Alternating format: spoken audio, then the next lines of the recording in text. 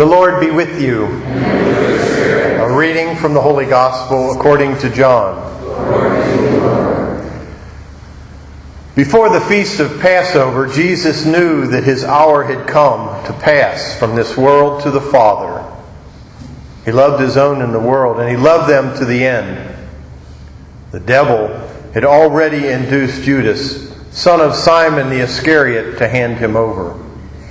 So during supper, fully aware that the Father had put everything into his power and that he had come from God and was returning to God, he rose from supper, took off his outer garments. He took a towel and tied it around his waist. Then he poured water into a basin and began to wash the disciples' feet and dry them with the towel around his waist. He came to Simon Peter, who said to him, "Master, are you going to wash my feet?" Jesus answered and said to him, "What I am doing you do not understand now, but you will understand later." Peter said to him, "You will never wash my feet." Jesus answered him, "Unless I wash you, you will have no inheritance with me." Simon Peter said to him, "Master, then not only my feet, but my hands and head as well." Jesus said to him, "Whoever is bathed has no need except to have his feet washed, for he is clean all over. So you are clean, but not all." For he knew who would betray him. For this reason, he said, "Not all of you are clean." So when he had washed their feet and put his garments back on and reclined at table again, he said to them, "Do you realize what I have done for you?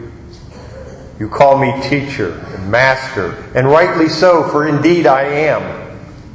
If I, therefore, the master and teacher, have washed your feet, you ought to wash one another's feet. I have given you a model to follow, so that as I have done for you, you should do also."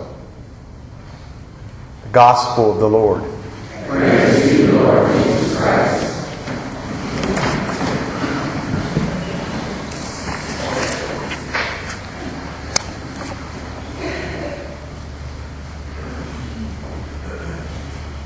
There's a song in the musical Fiddler on the Roof where the husband and father ask his wife of many years, "Do you love me?"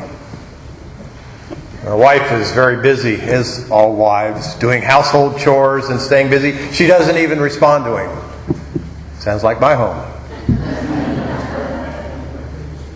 He tells her, "We've been married for 25 years and you never say you love me." Again, the wife doesn't bother to answer him, and the man was hurt. "Perhaps you don't love me anymore because you do not want to say, 'I love you.'"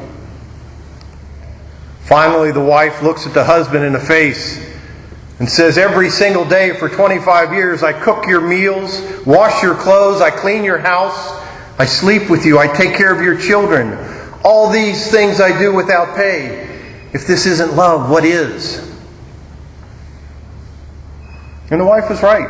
She was expressing her love, but not by words, but by action. And not only for one day, but every day for many, many years.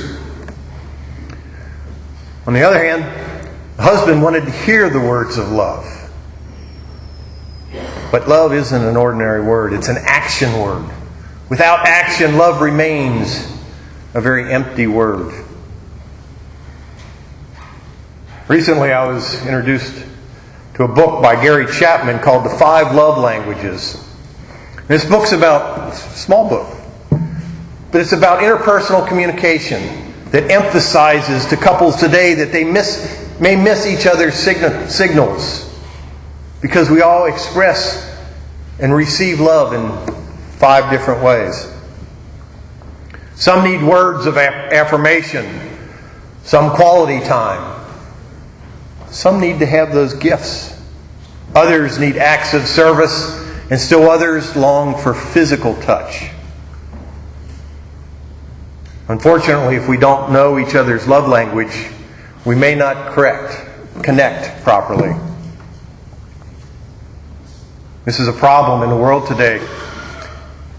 Too many words are said about love, but nothing is ever done to show and prove it. Instead, what we see among many people today are ambition and pride, arrogance, materialism, greed, lust, all signs of selfishness, the direct enemy of love. Now, the good news is that God recognizes all 5 languages, and He responds to us just the way we need to be responded to, the way we can best accept His love. Today we heard in the Gospel from St. John that Jesus loved His own in the world, and He loved them to the end. On that Holy Thursday night, the day before He suffered and died, Jesus showed His followers the depth of His love. He didn't just say it, He showed them. And He proved it through His actions and with His life. He instituted 2 sacraments this night, the Eucharist and Holy Orders. These sacraments were established as acts of service of the supreme love for others. Jesus shows His disciples the best way to serve Him is by serving others.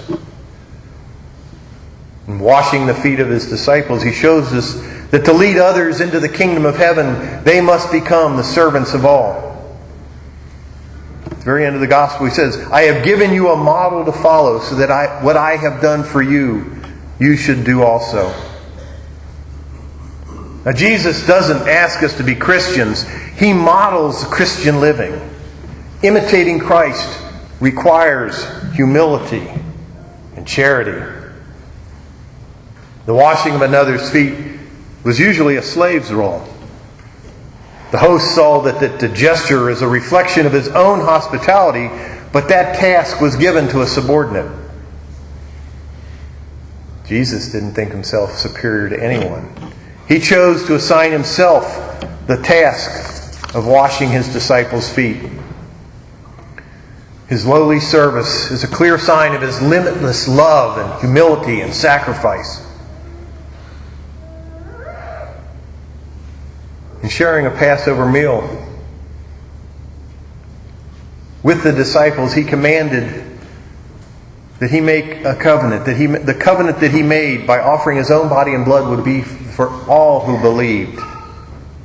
He showed His love for us in an action in the hours that followed. The simple instruction He gave, do this in remembrance of me. Every time we take part in the Mass, every time we receive the body and blood of Christ, every time we join His heart to ours. During communion, we take our seat at Christ's table at the Last Supper. In the Gospel, we witness Jesus, our Lord and Master, wash the feet of His disciples. What a powerful demonstration of the call to serve. And that's the foundation of the priesthood, the diaconate. It's the foundation of all our ministries of service. That's where we see the love of Jesus in action. After the Last Supper, the apostles went out with Jesus to the Garden of Olives to pray with Him and to keep watch. Tonight we do the same thing. After Mass, we follow the Lord in the Blessed Sacrament in procession to the Adoration Chapel, where we too can watch and pray to the Lord. Right before Mass, we put out a call for anyone that can spend a few minutes, whatever time you can, in prayer to the Lord. And when we're there, we can take that time to thank the Lord, to thank Him for the great gift of the Eucharist, for the gift of the priesthood, and the gift of Christ's new commandment. As I have done for you, you should do also.